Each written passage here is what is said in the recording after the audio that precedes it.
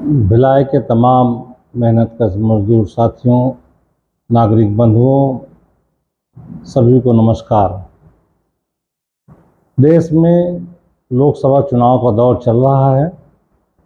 हमें अपने मतों का पूरा उपयोग करना है। उपयोग करने का मतलब यह है कि हमें ऐसी सरकार का चयन करना है जो हमारे देश के हित में हो, आम जनता के हित में हो, मेहनतकश मजदूरों, किसानों, नौजवानों, आदिवासियों के हित में हो।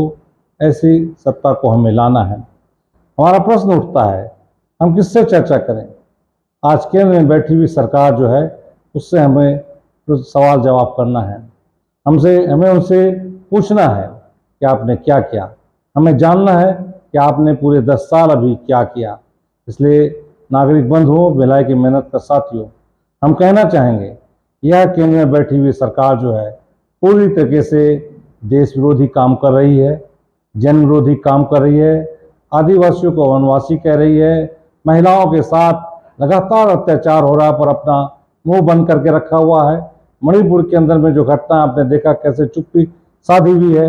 और सबसे बड़ी बात, हम भिलाई के अंदर में हैं, हम कहना चाहेंगे यहाँ एक बहुत बड़ा औद्योगिक क्षेत्र है, भिलाई स्टील प्लांट है, एक पब्लिक सेक्टर है और साथ ही साथ कई पब्लिक सेक्टर है, BSNL है, FSNL है, SRU है, तमाम चीज़ें हैं। हम क्या देखते हैं, यह सरकार जो हमारी कड़ी मेहनत के द्वारा पब्लिक सेक्टर बनाई गई है उसको कौड़ियों के मोल में पूंजीपतियों को, बड़े बड़े कारपोरेट घरानों को बेचना चाहती है।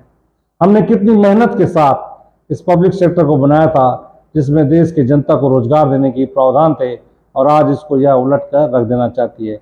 यह हमारे सामने बहुत बड़ा प्रश्न है। हम देख रहे हैं कि हमारे पास एक बहुत बड़ा स्टील इंडस्ट्री है, RINL भी उसको पूरी तरीके से बर्बाद करके अदानी को बेचने के लिए आमादा है।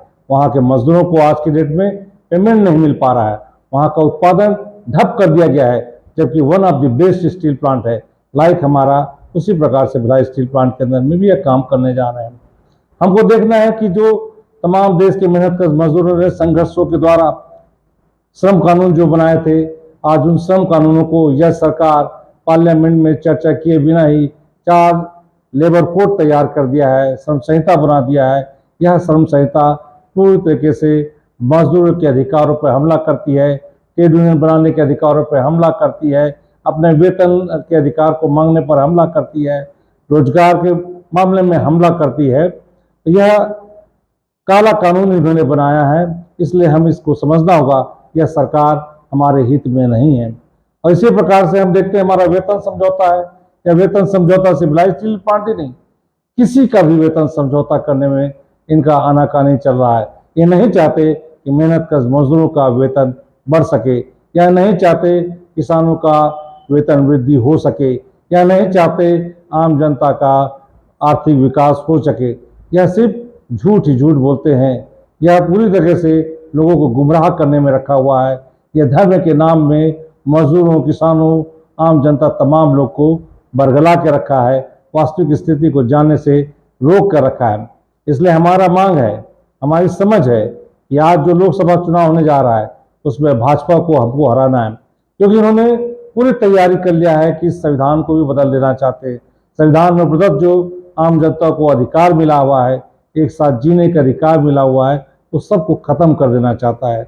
इसलिए भिलाई के नागरिक बंधुओं, आपसे हम अपील करना चाहते हैं, इस पर गंभीरता से आप ध्यान दीजिए। अगर देश को बचाना है, अगर देश के संविधान को बचाना है, अगर लोकतंत्र को बचाना है, अगर पब्लिक सेक्टर को बचाना है, अगर आप चाहते हैं कि कुछ धन्ना सेठ ही इस देश में राज ना करे, आप चाहते गुलामी ना प्रताड़ना बने, आप चाहते कारखाने के अंदर में लोगों का देखिए आज 45 साल बेरोजगारी का रिकॉर्ड टूट चुका है।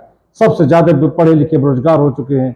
आज हम कहाँ नौकरी में थे, हमारा भविष्य जो है ठेकेदारी प्रथा में चला जा रहा है। ना ठेकेदारी मजदूरों का भी कोई वेतन समझौता का कोई प्रावधान नहीं है, ना बोनस एक्ट में कोई संशोधन है, ना पेंशन एक्ट में कोई संशोधन है। EPS 95 को भी जो है कचरे के डब्बे में ला के रखने की कोशिश कर रहे हैं। इसी प्रकार से इन्होंने NPS बनाया है। पूरे देश के मेहनतकश मजदूर NPS के खिलाफ में है, क्योंकि यह NPS जो है कारपोरेट को फायदा पहुंचाने वाला है। इसलिए दोस्तों ध्यान दीजिए, नागरिक बंधुओं, नौजवान साथियों, आदिवासियों, तमाम मेहनत कश लोगों किसानों इस पर ध्यान दीजिए। ये समय आ गया है, वक्त आ गया है कि हमको इस वर्तमान जो केंद्र में बैठी सरकार है, जो पूंजीपतियों की सरकार है, जो पैसे वालों की सरकार है, जो मजदूर किसानों आम जनता के विरोधी सरकार है, इसको भारी मतों से हराना होगा। और इसलिए दुर्ग लोकसभा क्षेत्र के अंदर में कांग्रेस के प्रत्याशी राजेंद्र साहू जी को पंजा छाप में क्रमांक 2 में वोट देकर भारी मतों से विजय बनाएं। तभी हम जो है आगे इस देश के अंदर में अपने संविधान को बचा सकते हैं, तभी जो है हम अपने अधिकारों के लिए लड़ सकते हैं, तभी हम पब्लिक सेक्टर को बचा सकते हैं, जहां जनता को रोजगार दिया जा सकता है। इन्हीं तमाम बातों के साथ आप सबको मेरा धन्यवाद। विनोद कुमार जी, एक सवाल है आपसे जी। जो FSNL है, हमारी जानकारी में आया वो बिकने जा रहा है। वो कंपनी हमारी जानकारी के अनुसार एक साल की इसकी प्रॉफिट 40-50 करोड़ रुपए है। टोटल 200 करोड़ के आसपास का पूरा एसेट होगा। सरकार को ऐसी क्या पड़ी कि इस छोटी कंपनी को भी बेचने पर आमदा है? इसके बारे में आप क्या सोचते हैं? बहुत अच्छा प्रश्न है। सरकार पूरी तरह से पूंजीपतियों के कब्जे में है। वह जितना भी काम कर रहा है उनको फायदा पहुंचाने के लिए है। सार्वजनिक क्षेत्र का मतलब ये था कि देश के जनता को नो प्रॉफिट नो लॉस में रोजगार देने की बात थी, चहुमुखी विकास की बात थी। और ये लोग चाहते हैं कि हम तमाम जो प्रॉफिट कमाने वाले हैं कंपनी है उसको निजी हाथों में देकर निजी मालिकों को फ़ायदा पहुंचाना चाहते हैं। इसमें कोई बहुत बड़ा साइंटिफिक बात नहीं है, सिंपल सी बात है। कोई छोटा कारखाना हो, बड़ा कारखाना हो, जहां इजीली प्रॉफिट हो रहा है उसको पहले दौर में ही निजी हाथों को बेच देने का इनका षड्यंत्र था, इसलिए वही काम कर रहे हैं। आपके सामने FSNL क्या RINL स्टील प्लांट को जो है बर्बाद करने में लगे हुए हैं। क्या भिलाई स्टील प्लांट के अंदर भी छोटे छोटे यूनिट्स को प्राइवेट कर दिया गया, दे दिया गया ठेके पर? जी जी, भिलाई स्टील प्लांट आपका बहुत अच्छा प्रश्न है। देश का गौरवपूर्ण प्लांट है। चौमुखी विकास में, देश के विकास में बहुत बड़ा योगदान है, हर क्षेत्र में योगदान है। उस प्लांट के अंदर में भी हम कह सकते हैं कि 50% से ऊपर निजी हाथों में काम चला गया है। और इसीलिए हम देखते हैं कि रेगुलर कर्मचारियों की संख्या आज लगभग 12-13 हज़ार है और ठेका मजदूर की संख्या जो है आज 30,000 के आसपास पहुंच चुकी है।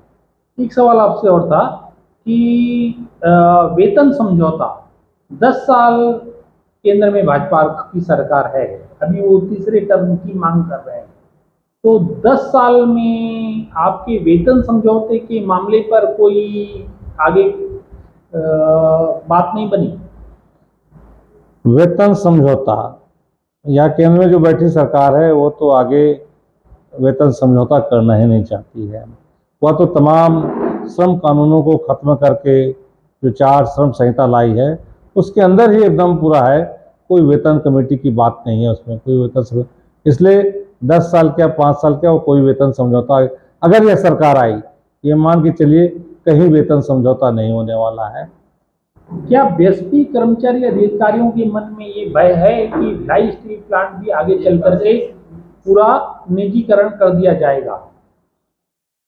कर्मचारियों के मन में है, डर है, और कई कारणों से नहीं भी बोल पाते हैं वो, और उनको पूरा डर है कि निजीकरण हो जाएगा, हमारी भी स्थिति ठेका मजदूर जैसे हो जाएगी। ये उनके मन में है ये बात।